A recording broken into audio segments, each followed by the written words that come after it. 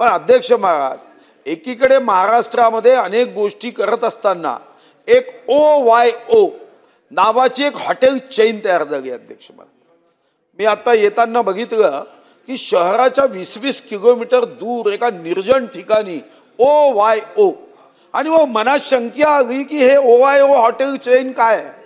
अध्यक्ष महाराज, ही अतिशय गंभीर बाब सरकारने लक्ष देण्याची आहे की या हॉटेलसाठी कोणत्याही ग्रामपंचायतची परवानगी घेतली जात नाही, कोणत्याही नगर परिषदची परवानगी घेतली जात नाही, कोणत्याही महानगरपालिकेची परवानगी घेतली जात नाही, आणि या हॉटेलमध्ये 1 तासासाठी खोली भाड्याने दिल्या जाते।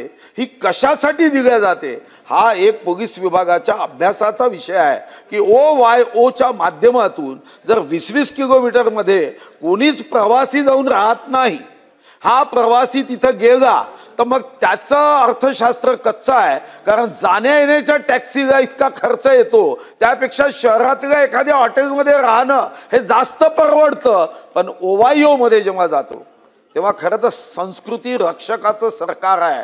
इथं जर संस्कृतीचा ऱ्हास होत असेल तर माननीय उद्योग आपला गृह राज्यमंत्री बसले आहे, त्यांना OYOचा अभ्यास करावा आणि एकदा महाराष्ट्रात किती OYO आहे याची माहिती हे माननीय मंत्री महोदयांनी देण्याची आवश्यकता आहे।